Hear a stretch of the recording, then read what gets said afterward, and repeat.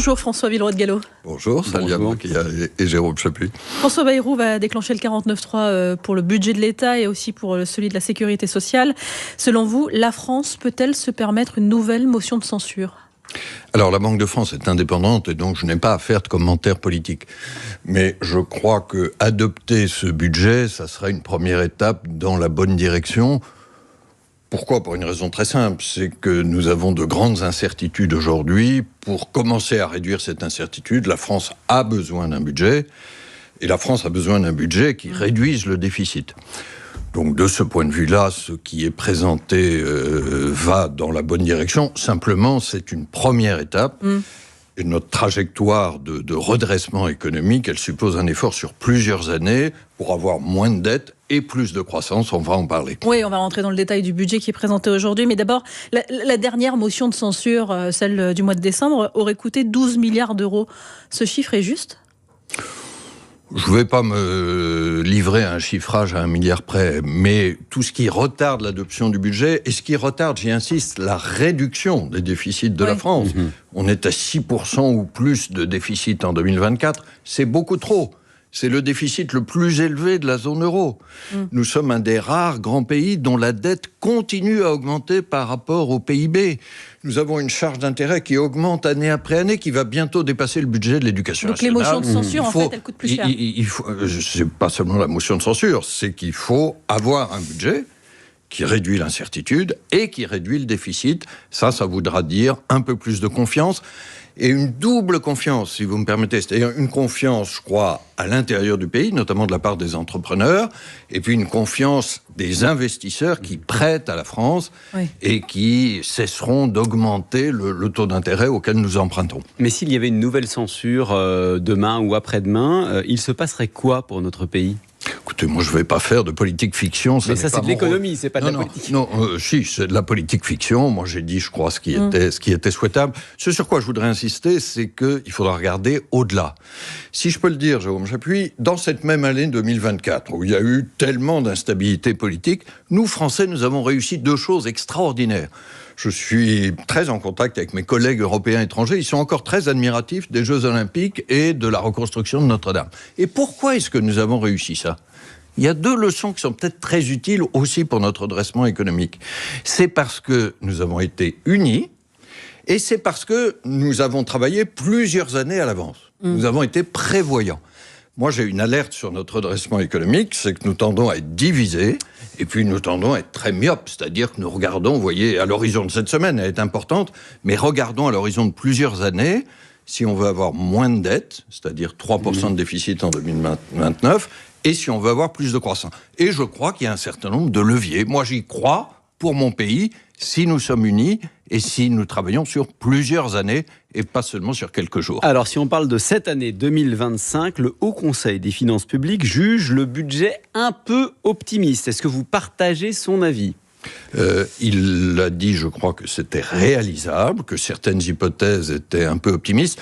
Je rappelle que dans ce nouveau budget, la prévision de croissance a été abaissée à 0,9. Il se trouve que c'est aujourd'hui la prévision de croissance de la Banque de France.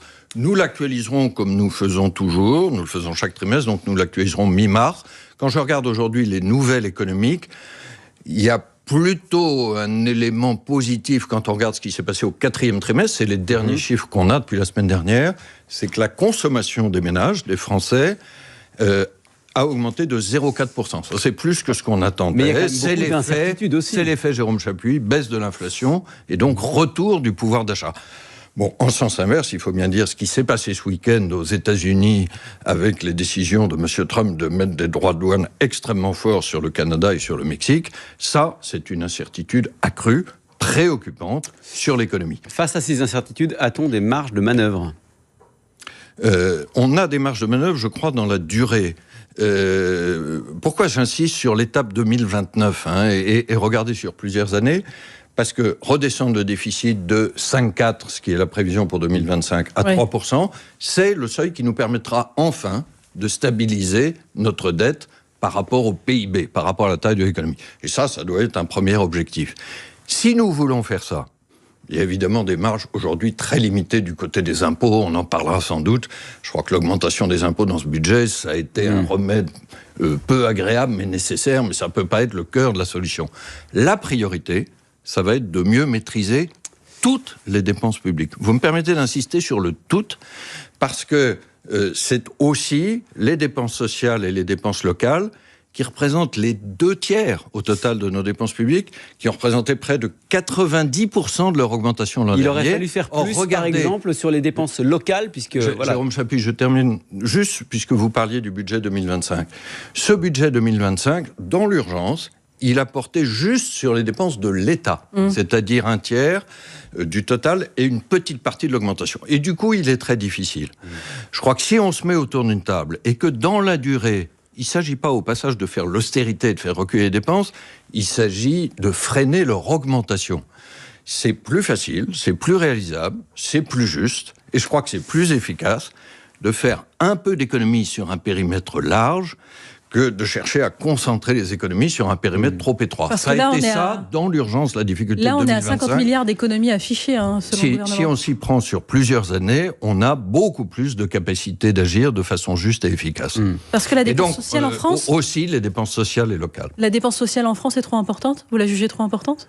Quand on compare l'ensemble des dépenses publiques, c'est-à-dire qu'il y a en France par rapport à nos voisins européens, qui ont à peu près le même modèle social que nous, et c'est un modèle social auquel je crois profondément, nous avons au total plus de 9% de PIB de dépenses publiques supplémentaires en France par rapport à nos voisins européens. Mais alors comment c'est possible si eux-mêmes ont le même système que nous ? Ça fait à peu près 260 milliards d'euros. Donc je ne dis pas qu'on peut économiser ces 260 milliards d'euros, mais voyez, il y a un gisement d'efficacité accru en s'y prenant dans la durée, j'insiste beaucoup sur plusieurs années, dépasser notre myopie ou notre court-termisme, et puis en raisonnant sur un périmètre large. Parmi cet écart, les dépenses sociales jouent, c'est vrai, un rôle assez important. C'est pas le seul. Mais ça veut dire... regardons, vous savez, de façon très pragmatique, ce qui marche le mieux chez nos voisins en termes de santé, en termes de retraite, en termes d'éducation, en termes de politique du logement. Je pourrais multiplier les exemples. Faire le tri parmi les prestations sociales ? C'est pas faire le tri, c'est regarder ce qui marche le mieux chez nos voisins. Le Premier ministre a annoncé un conclave sur la base d'un rapport de la Cour des comptes. Ça, c'est sur les retraites. J'ai des conclusions de ce conclave. Mais regardez, si on arrivait à assurer dans la durée, sur plusieurs années, et j'y insiste énormément, levons le nez du guidon du court terme. Mais si on pouvait donner une perspective à tous les Français que les retraites seront bien financées, ça serait un élément de confiance décisif et donc de croissance. On va parler de la conjoncture. L'inflation, ça n'est plus un sujet pour 2025. C'est derrière nous. Je crois que l'inflation, c'est une bonne nouvelle, parce que ça a été un gros sujet, une très grosse préoccupation de nos concitoyens. L'inflation, il y a 2 ans, elle était autour de 7% en France. Nous sommes revenus aujourd'hui sous 2%. En France, un peu au-dessus de 2% en zone euro. Et donc, ça nous a permis, à nous, Banque Centrale Européenne, Banque de France, de baisser encore nos taux d'intérêt jeudi dernier pour la 5e fois. Et il y aura probablement d'autres baisses de taux. Ça va soutenir la croissance. Pour vous citer un exemple évident, ça aide le crédit immobilier. C'est-à-dire que les crédits immobiliers, aujourd'hui, sont nettement moins chers qu'il y a un an. Ils sont redescendus en moyenne autour de 3,4%. C'est une moyenne. Et du coup, on voit le volume des crédits immobiliers repartir et le secteur du logement s'améliorer progressivement. Et on pourrait s'attendre à ce que ça aide la consommation, ce qui n'est pas tout à fait le cas pour l'instant. Alors, je vous ai dit, ça c'est la bonne surprise des chiffres de la semaine dernière, c'est que la consommation est un peu repartie, à plus 0,4% sur le dernier trimestre. Mais vous avez raison, il y a du pouvoir d'achat aujourd'hui dans l'économie. Pourquoi ? Parce que depuis 1 an, les salaires augmentent plus vite que les prix, ça fait du pouvoir d'achat. Pour que le pouvoir d'achat donne de la consommation, il ne faut pas qu'il soit épargné massivement. Et là, on retrouve cette incertitude dont nous parlions, qui est le premier ennemi aujourd'hui de la croissance. J'espère que cette incertitude, au moins pour les éléments français, le budget, la réduction du déficit, va petit à petit se réduire. On parle de ce budget, mais on a évoqué aussi le déficit. La dette, un problème moral selon François Bayrou. Mais à quel moment la dette, ça devient un problème pour notre économie ? Vous disiez, le déficit, il est à 5,4 cette année. tout va bien et on pourra aller vers 3% en 2029. Je n'ai pas dit du tout tout va bien. J'ai dit que c'était... On essaie de réduire le déficit jusqu'en 2029. Une première étape dans la bonne direction. La dette aujourd'hui, c'est un problème. Alors la France ne va pas faire faillite. Les prêteurs internationaux vont continuer à financer les déficits français. Mais le défi que nous avons, c'est qu'ils prêtent de plus en plus cher. Quand vous regardez l'écart de taux d'intérêt par rapport à l'Allemagne, ce que les spécialistes appellent le spread, c'est le mot anglais pour écart, nous étions à peu près 0,5% au-dessus des taux allemands début juin, avant la dissolution. Et aujourd'hui, on est entre 0,7 et 0,8%. Donc nous nous sommes éloignés de l'Allemagne. Nous avons été dépassés par l'Espagne, ou à peu près au niveau de l'Espagne, et rapprochés de l'Italie. Donc la dette nous coûte plus cher. Et puis, comme par ailleurs, son volume s'accumule, un problème très pratique que nous avons, c'est que chaque année, dans ce budget si difficile dont nous parlons, les intérêts de la dette, parce qu'il faut bien payer les intérêts sur la dette, coûtent de plus en plus cher. Et aujourd'hui, c'est l'équivalent probablement du 2e ministère, juste après l'éducation nationale, et ça va dépasser l'éducation nationale. Donc c'est de l'argent qu'on ne met pas ailleurs. C'est surtout une dépense héritée du passé, Jérôme Chappuis. Bien sûr, nous devons le payer, parce que si nous ne payons pas les intérêts, plus personne ne nous prêtera à l'avenir. Mais la dépense de l'éducation nationale, c'est à l'inverse la dépense d'avenir par excellence. Mais vous disiez pour nos enfants, nos petits-enfants, pour améliorer la qualité du travail en France. Vous disiez donc nous avons moins d'argent à consacrer à l'éducation, au climat ou à la défense, à cause du poids des intérêts de la dette. Vous disiez l'importance de la vision, de l'anticipation. On a appris la semaine dernière que Bruno Le Maire, ancien ministre de l'économie, a alerté dès 2022 sur le déficit des comptes publics.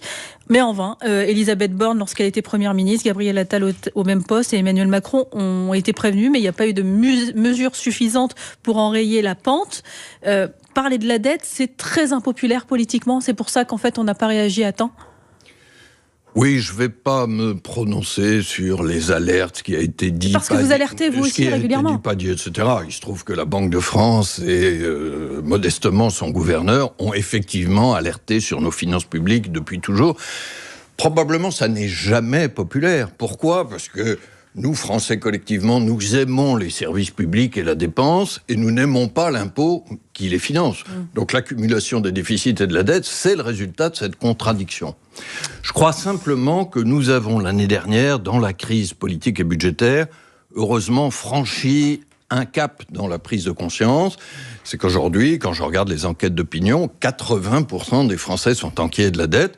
Donc maintenant, il faut passer de l'inquiétude à l'action. Je crois que ce budget sera une première étape dans cette direction, mais j'insiste énormément, une trajectoire sur plusieurs années, en anticipant, et puis en se mettant tous autour de la table. Si vous me permettez d'insister là-dessus, quand je parle de division, c'est que chaque catégorie, chaque parti politique, peut-être, a tendance à dire la responsabilité elle est chez les autres, et la solution, elle n'est pas du tout chez moi. Tout le monde est pour les économies de dépenses, sauf chez lui. Bon, eh ben là, on ne va pas y arriver.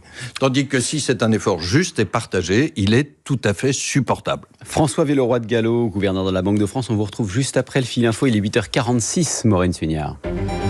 Donald Trump menace de nouveau l'Europe. Le CAC 40 attendu en baisse ce matin. Les droits de douane, c'est pour très bientôt, dit le président américain, en mettant en avant le fait que la balance commerciale des États-Unis est mauvaise avec l'Union européenne.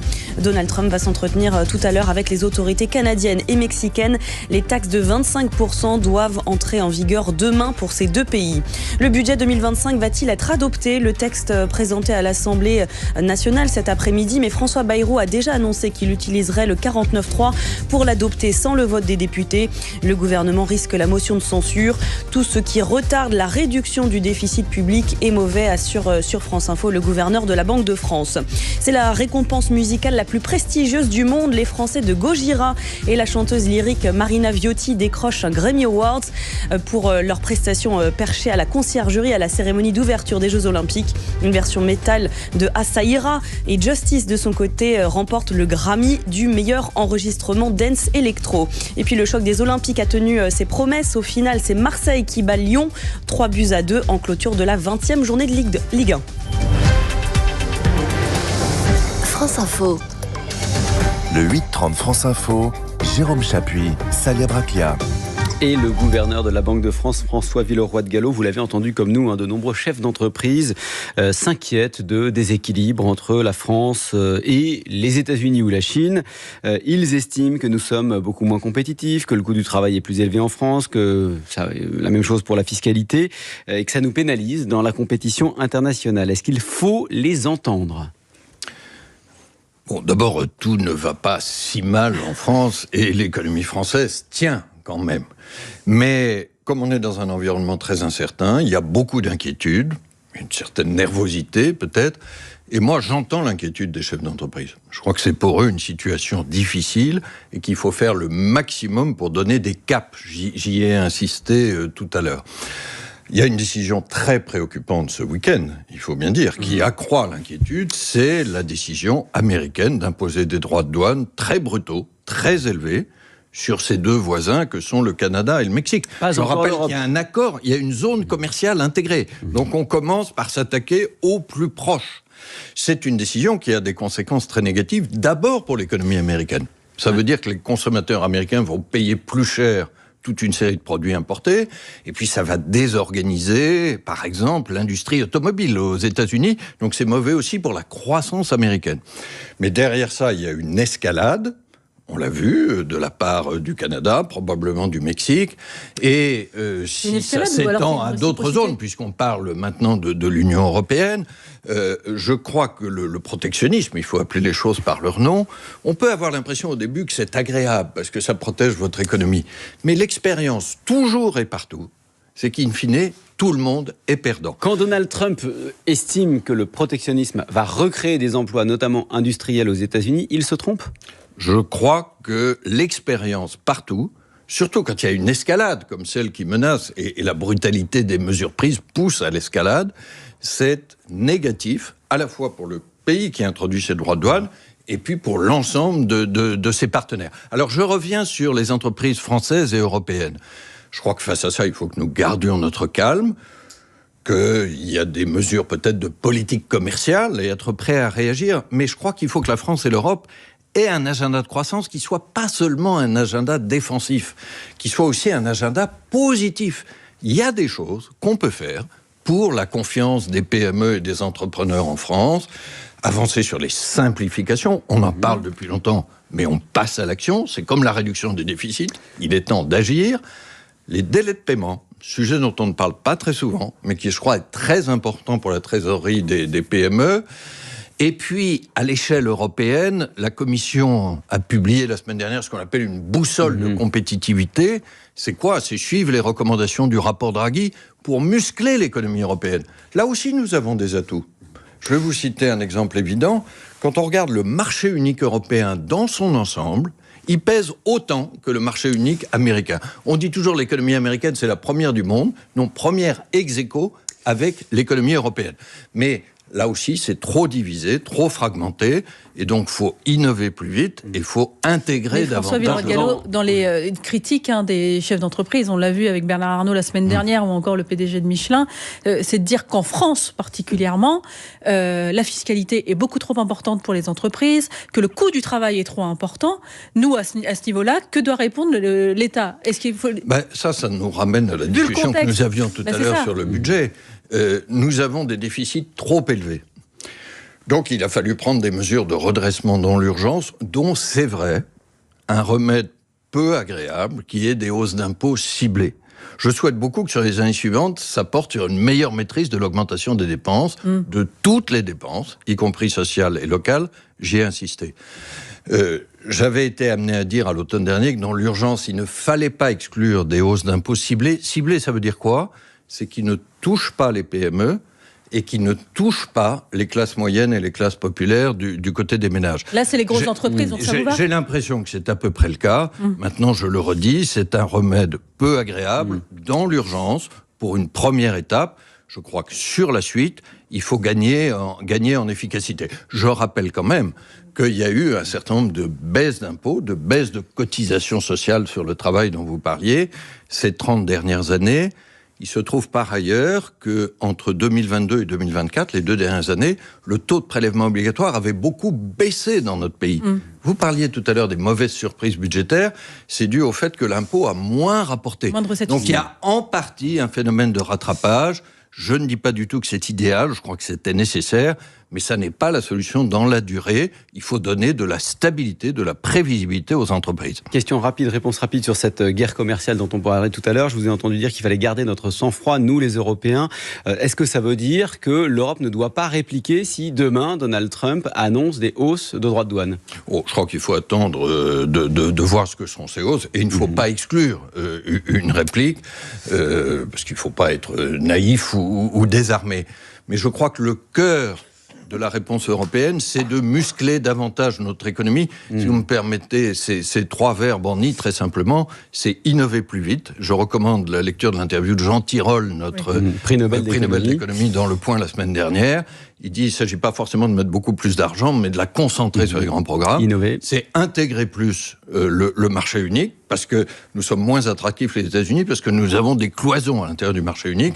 Et puis c'est investir mieux, notamment dans les technologies d'avenir. Mais nous avons les moyens pour tout ça. Notamment, nous avons beaucoup d'épargne privée européenne. Mais justement, j'allais vous en parler, parce que les Français épargnent toujours beaucoup, 18% à peu près de leurs revenus, je crois, l'an dernier. Comment est-ce que vous traduisez ça ? C'est de l'inquiétude, et puis surtout, qu'est-ce qu'on en fait de cette épargne ? Vers quoi on l'oriente ? Alors, je crois que c'est lié à l'incertitude, et que si on réduit, y compris avec le budget, un peu l'incertitude, ça ira dans le bon sens. Maintenant, cette épargne, elle sert d'ores et déjà à l'économie. C'est pas une épargne dormante, y compris ce qui est sur le livret A, ou sur les comptes bancaires, ou sur l'assurance vie, est réinvesti dans l'économie. Là où je crois que ça peut être encore plus efficace pour notre croissance, c'est essayer de la diriger un peu davantage vers les fonds propres des entreprises. Ça aiderait l'investissement et l'innovation dont je parlais. Il se trouve d'ailleurs que pour les épargnants, dans la durée, c'est ce qui rapporte le plus d'être investi en actions. Il faut trouver des produits à long terme, le plan d'épargne retraite, etc. Et puis, l'autre amélioration qu'on peut apporter, c'est qu'une part significative de cette épargne européenne, pas seulement pour la France, aujourd'hui, elle est investie à l'extérieur de l'Europe, et notamment aux États-Unis. Vous voyez, nous cherchons à pousser la croissance européenne, mais nous aidons plutôt la croissance américaine. Trouvons les bons produits pour investir et innover plus vite et mieux en Europe. François Villeroy-de-Galhau, est-ce qu'en commençant votre mandat de gouverneur de la Banque de France, vous auriez imaginé voir un président des États-Unis lancer sa propre crypto-monnaie, le dollar Trump, à la veille de son investiture ? D'abord, Salia Bakia, je vais le dire très simplement, j'ai pris mes fonctions fin 2015, il y a beaucoup de choses que je n'aurais pas imaginées. Mais je crois que le devoir d'un serviteur public et de tout responsable, c'est de s'adapter au monde tel qu'il est et pas au monde tel qu'on l'avait imaginé ou rêvé.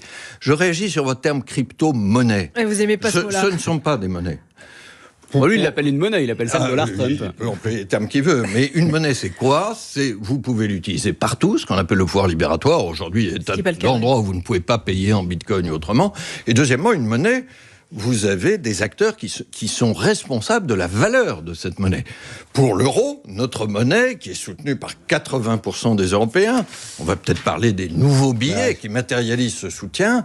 Pour l'euro, c'est la Banque centrale qui est responsable de la valeur. Alors voilà, si l'inflation mange la valeur de l'euro, vous avez le droit de me critiquer ou de critiquer la présidente de la Banque centrale européenne ou les membres du Conseil des gouverneurs. Regardez, pour les cryptoactifs, personne n'est responsable de leur valeur. Alors, il se trouve qu'ils ont beaucoup monté sur la période récente. Il faut se rappeler qu'en 2022, il y avait eu ce qu'on appelait l'hiver des cryptos, avec une chute très forte. Donc, c'est possible d'investir en crypto. C'est un instrument de placement. Il y a une technologie d'ailleurs intéressante qui est la blockchain, mais c'est un investissement risqué. Moi, j'en profite pour dire une chose très simple. Si un jour un conseiller financier vous dit qu'il a pour vous un produit à rendement élevé et à risque très faible, fuyez. La loi la plus ancienne de la finance, c'est qu'il faut arbitrer entre le rendement et le risque.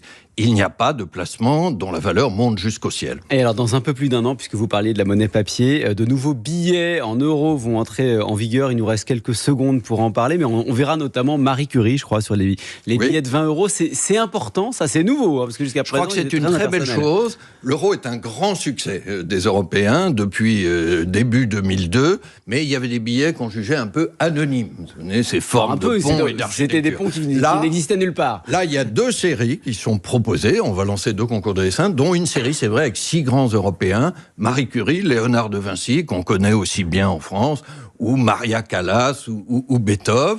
Alors on va voir ce que l'autre série, elle porte sur les oiseaux et les rivières, la nature en Europe. On va voir ce que donnera ce concours de dessin, mais moi je me réjouis beaucoup que ça incarne davantage l'Europe, et ça n'est pas tout à fait un hasard. Ça tombe au moment où, au milieu de toutes ces incertitudes dont nous parlons, il y a un repère très sûr pour les Européens, ils ont de plus en plus confiance dans l'euro. Et 81% des Européens, 78% des Français, aujourd'hui, veulent garder l'euro. Et l'euro, les billets en papier, c'est pas fini, d'un mot? Ah, ça, c'est le libre choix des citoyens, mais nous, il se trouve qu'à la Banque de France, nous fabriquons des billets. Nous lançons d'ailleurs une imprimerie ultra moderne et très écologique dans le Puy-de-Dôme, à côté de Clermont-Ferrand, et nous continuerons bien sûr à mettre les billets, ces nouveaux billets, j'espère l'an prochain, à disposition des Français. Merci François Villeroy de Galhau, gouverneur de la Banque de France. Vous étiez l'invité de France Info ce matin. Je vous laisse en compagnie de Salia Braclia. Renaud Dely, les informés dans quelques minutes.